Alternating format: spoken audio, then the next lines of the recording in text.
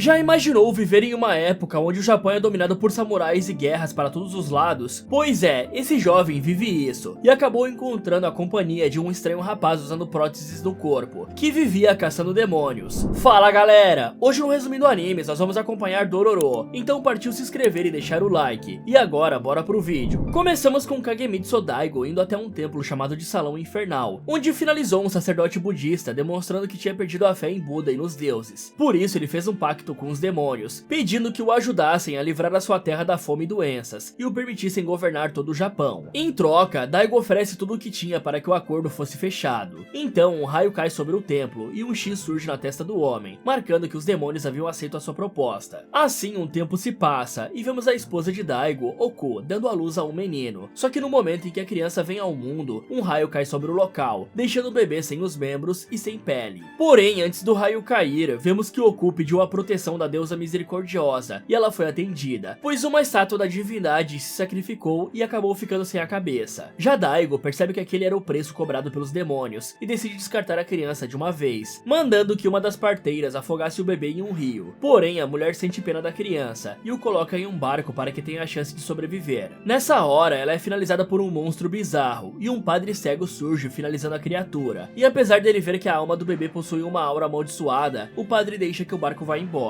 Então 16 anos se passam e vemos Dororo sendo perseguido por 3 homens a quem tinha dado um golpe, e eles o encurralam à beira de um lago, onde lhe dão uma baita surra. Porém os caras param com a sessão de espancamento ao verem surgir Hyakimaru, um jovem que usava uma máscara de porcelana que estava olhando para um monte de lixo que boiava no rio. Logo aquilo revela ser uma criatura gosmenta que devora os 3 homens, e na hora em que o ser captura Dororo para devorá-lo também, o mascarado entra em ação, revelando que tinha espadas no lugar dos braços e que usava próteses para esconder as lâminas. Rapidamente o estranho finaliza aquele monstro, e quando Dororo vai agradecer pela ajuda, Hyakimaru começa a ter espasmos, e assim que sua máscara cai, nós descobrimos que ele era o filho deformado de Daigo. Contudo, algo estranho acontece, e a pele subitamente cresce em seu rosto, ao mesmo tempo em que um raio cai no salão infernal, e Daigo percebe uma estátua de um demônio partida ao meio. Um tempo se passa, e Dororo segue estrada fora na companhia de Hyakimaru, a quem ele passa a chamar de irmão, e descobrimos que o rapaz era cego e surdo, mas que conseguia ver a cor das almas das pessoas. À vista dele, a alma de Dororo pareceu pura, e por isso Hyakimaru permitiu que o menino o acompanhasse. Assim, a dupla chega em uma vila onde seus moradores temiam um monstro que tocava um sino, e um homem chamado Denkichi se oferece para abrigar os jovens em troca deles finalizarem a criatura. Durante a noite, o ser bizarro vai até Dororo e Hyakimaru, mas o rapaz cego não ataca o monstro, mesmo com os pedidos do pequeno. E na manhã seguinte, Denkichi os leva para conhecerem a líder da vila, uma bela mulher chamada Bandai. Ao vê-la, Dororo fica encantado com a sua beleza e por achá-la muito parecida com a sua mãe falecida. Só que Hyakimaru parte para atacá-la, mas é impedido pelos aldeões que prendem os jovens. Na cela, eles encontram um velho padre, que também havia sido preso, e o cara explica a Dororo que tanto ele quanto Hyakimaru enxergavam apenas as almas dos seres. Nessa hora, as luzes do local se apagam, e algo os ataca vindo de um túnel, mas é detido por Hyakimaru, que vai atrás dele. Os outros dois logo seguem o rapaz, e se veem de volta à casa da Bandai, onde ela revela ser um demônio, e que Denkichi emboscava os viajantes para que a mulher os devorasse. E Bandai até tenta fugir, mas Hyakimaru a persegue e a destrói. É então que descobrimos que o monstro que tocava o sino era o espírito do primeiro viajante que os aldeões haviam sacrificado, e que tinha voltado para punir as pessoas daquele local com o som do seu sino. E após esse espírito mostrar a Dororo o local onde estavam enterrados os tesouros dos viajantes finalizados, os jovens vão embora dali com o padre. É quando Dororo se mostra triste ao lembrar da mãe, e Hyakimaru sente aquilo e tenta confortá-lo. Porém ele acaba passando por uma nova transformação, enquanto mais uma estátua de demônio se parte no salão infernal. Passamos para um flashback onde vemos Jukai, um ex-soldado do Lord Shiba, cometendo diversas atrocidades em nome do seu mestre. Um dia ele se cansou das maldades que fazia e resolveu tirar a própria vida, mas não conseguiu e acabou sendo levado para um país estrangeiro, onde aprendeu a construir próteses de membros corporais. Dali em diante, Jukai passou a vida se dedicando a ajudar as pessoas, na companhia do aprendiz Kaname, até que um dia o menino descobriu que o mestre havia tirado a vida de seu pai durante a guerra, e o abandonou. Nessa época, Jukai encontrou o bebê Hyakimaru, que não tinha nenhum dos membros, e passou a criá-lo em sua casa. E quando o garoto cresce, o homem lhe dá as próteses de presente, e o ensina a se defender dos demônios que pareciam ser atraídos por ele. Assim, os anos se passam, e cada vez que Hyakimaru finalizava um dos seres demoníacos, um pouco do seu corpo era regenerado, até que chega uma época em que ele se despede de Jukai, e parte para caçar os monstros. Em paralelo, descobrimos que Daigo havia tido outro filho, o Tahomaru. E esse era um menino normal, a quem o homem depositava a esperança de ser o seu sucessor. No presente, vemos que após Bandai ser finalizada, Hyakimaru passou a ter sensibilidade em seu corpo, pois antes ele não sentia dor alguma, ao mesmo tempo que Jukai se dedica a levar a dignidade e paz aos cadáveres finalizados na guerra. Um tempo depois, os dois rapazes se separam do ancião e chegam até uma aldeia onde conhecem Osushi, uma bela jovem que tinha perdido tudo após seu irmão lutar na guerra. Um dia Tanusuke retorna para casa possuído por uma espada amaldiçoada chamada Nihiro. Essa arma se alimenta de sangue e força do usuário ao finalizar as pessoas para saciar a sua sede, e Hyakimaru consegue libertá-lo da arma, só que por acidente Dororo acaba sendo possuído pela espada e quase causa uma confusão na cidade, mas é impedido por Hyakimaru. Em simultâneo, Osushi implora para que o irmão fique com ela para juntos eles recuperarem a sua antiga vida, mas Tanusuke demonstra que estava apegado demais a Nihiro e recusa o pedido dela, indo atrás de recuperar a espada. Assim ele a encontra no momento em que Dororo desmaia de exaustão e Hyakimaru se distrai ao socorrer o amigo. Então uma nova luta começa entre o garoto amaldiçoado e Tanusuke, só que o homem não é páreo para o rapaz, nem mesmo em posse de uma espada amaldiçoada, e é finalizado bem na frente da irmã. E novamente Hyakimaru passa por uma mudança em seu corpo, dessa vez ele ganha orelhas e passa a ter o dom de ouvir. Depois disso vemos o garoto amaldiçoado sofrendo para se adaptar com os sons ao seu redor. Em uma noite, ele e Dororo são atacados por um demônio alado, contudo a audição de Hyakimaru acaba atrapalhando ele na luta, e o rapaz leva a pior. Por sorte, o padre estava pelas redondezas e surge para salvá-lo. Na manhã seguinte, Hyakimaru está se recuperando da noite anterior, quando ele ouve a doce voz de uma bela jovem, e é atraído por ela. Assim conhecemos Mio, uma moça que cuida de diversas crianças órfãs da guerra, enquanto servia as tropas do clã Sakura, que estavam posicionadas para iniciar uma guerra contra Daigo. E nessa hora vemos que as coisas não andavam bem para o lado do Lorde, pois suas terras sofriam com a seca e outros desastres ambientais, o que indica que o seu pacto estava perdendo a força. De volta a Hyakimaru, descobrimos que Mio acolheu ele e os outros dois em sua humilde casa, junto das demais crianças. Um dia, o ancião encontra uma cabana em meio à floresta, onde todos poderiam se abrigar da guerra, só que o local era o lar de um demônio, e Hyakimaru vai até lá limpar o local, na companhia do idoso. Já Mio conclui que eles precisariam de dinheiro para aquilo, e resolve trabalhar para os dois clãs rivais, mesmo que aquilo fosse extremamente perigoso. E Dororo resolve protegê-la nas sombras, descobrindo que a moça trabalhava como relaxadora profissional, vendendo seu corpo para os soldados. Aquilo deixa o menino bastante chocado, e quando ele está voltando para casa, Dororo encontra Hyakimaru sendo carregado pelo ancião, com a sua perna ensanguentada após ser arrancada pelo demônio. E vemos que em troca do membro arrancado, o garoto amaldiçoado tinha ganho o dom da fala. No outro dia, Mio retorna para casa com o corpo todo ferido, e Dororo passa a evitá-la. Hyakimaru, por outro lado, parecia encantado pela voz da moça, e ele só encontrava um pouco de paz quando a ouvia cantar. Logo, o ancião decide ir embora dali, mas antes ele deixa um alerta para Dororo, dizendo para o jovem torcer para que Hyakimaru não se deixe dominar pelo ódio e acabe virando um demônio. Em paralelo, Tahomaru está revoltado, por achar que os pais escondiam algo dele, e por conta de Daigo não deixá-lo participar da guerra. E vemos que Oku sempre rezava para a estátua sem cabeça da deusa da misericórdia, e parecia não prestar muita atenção no filho. A seguir, Dororo descobre que o sonho de Mio era ter um campo de arroz, para que eles pudessem viver em paz com as crianças. E assim ele acaba percebendo que o que ela fazia era apenas uma forma de sobreviver e atingir esse sonho. Em uma manhã, os homens de Daigo veem Mio saindo do acampamento rival, e pensam que ela era uma espiã, por isso eles atacam a moça e as crianças, enquanto Hyakimaru e Dororo estão enfrentando o demônio novamente. E aí, ao vencer o ser, a perna de Hyakimaru se regenera, mas ao voltarem para casa, eles encontram um local em chamas, e o garoto amaldiçoado só tem tempo de ouvir a amada cantar pela última vez. Por isso, ele fica enlouquecido, finalizando brutalmente todos os soldados. E Dororo, ao ver aquilo, se lembra das palavras do ancião, e tenta segurar o amigo, mostrando que Mio tinha conseguido as sementes de arroz para começar a sua tão sonhada plantação. Um tempo depois, após enterrarem os corpos dos amigos, os dois garotos chegam até próximo de uma vila, onde se deparam com uma mulher-aranha, e imediatamente Hyakimaru a ataca, mas a monstra consegue fugir em direção ao vilarejo. Na manhã seguinte, os jovens chegam até o local, e descobrem que um sequestrador estava dando sumiço nas pessoas, concluindo que isso deveria ser trabalho da mulher-aranha. Então, de olho na recompensa que ganhariam, eles começam uma vigília para tentar capturá-la, enquanto a demônia demônia, enfraquecida pela luta da noite anterior, assume uma forma 100% humana e é encontrada por Yajiro. O homem a leva para casa, a alimenta e a passa a chamá-la de Ohagi. Porém, a comida humana não é o suficiente para recuperá-la, já que ela se alimentava da força vital de suas vítimas. No entanto, Yajiro não sabia disso e pensa que a mulher estava apenas doente. É então que descobrimos que o cara ajudava as pessoas a fugirem da aldeia, pois ali elas trabalhavam como escravizadas e algumas até perdiam a vida. Em uma noite, Yajiro tenta tirar Ohagi da vila por meio de um caminho secreto, mas eles se deparam com Hyakimaru e Dororo, que estavam de vigília, e alguns homens da aldeia também os encontram. Eles revelam que não existia recompensa nenhuma, e aquilo foi só para fazer com que as pessoas os ajudassem a descobrir quem era o sequestrador. Em seguida, eles atacam Yajiro. Porém, Ohagi o defende, roubando a força vital dos caras, e quando Hyakimaru vê aquilo, ele parte para atacá-la, mas logo acaba preso em suas teias. Assim, o casal acaba fugindo até a entrada de uma caverna, onde ficamos sabendo que Ohagi não finalizava ninguém, apenas roubava a força vital e deixava as presas vivas para se recuperarem. Então Yajiro decide que fugiria com ela e cederia sua força vital para que a aranha se alimentasse. Só que os homens do povoado os alcançam e acabam ferindo Yajiro com flechas. Ao ver o amado machucado, Ohagi retorna à sua forma de aranha e detona todos os inimigos, atraindo a atenção de Hyakimaru. Só que subitamente o garoto amaldiçoado desiste de lutar, ao perceber que o amor por Yajiro tinha purificado a alma dela. Um tempo depois, Hyakimaru e Dororo vão atrás de uma centopeia demoníaca, junto com um menino chamado Saru, que tentava salvar a sua irmã adotiva Ome. E Saru era um menino órfão que tinha sido expulso da vila, por conta de seu jeito selvagem. Mas um dia Ome o encontrou nas montanhas e passou a cuidar dele. Só que o trio fracassa em enfrentar a centopeia, e a jovem acaba sendo devorada pelo monstro. É então que o trio descobre que Ome ainda estava viva, e Hyakimaru dessa vez ganha um novo nariz, recebendo o dom do olfato. Em seguida, ele e Dororo se despedem dos novos amigos, e o garoto amaldiçoado usa sua voz pela primeira vez para falar o nome do pequeno companheiro. Em uma bela tarde, Dororo acaba caindo doente, e Hyakimaru passa a buscar ajuda para ele, mas não tem sorte. Até que uma freira os vê na estrada e resolve ajudá-los. É então que temos um flashback dos pais de Dororo, Odia e Hibukuro, e descobrimos que Hibukuro era o líder de um bando que buscava se vingar das maldades sofridas pelos samurais, os atacando impiedosamente. Um dia, Itachi, um dos homens do grupo, acaba traindo o chefe para conseguir uma boa posição com o lorde local, e dessa forma, Odia, Hibukuro e o pequeno Dororo passam a vagar pela terra, se alimentando de qualquer coisa que conseguissem encontrar. Até que eles chegam em uma aldeia, onde os malignos samurais estavam ateando fogo, e um deles conhece Hibukuro, criando uma confusão na qual o pai do Dororo acaba falecendo.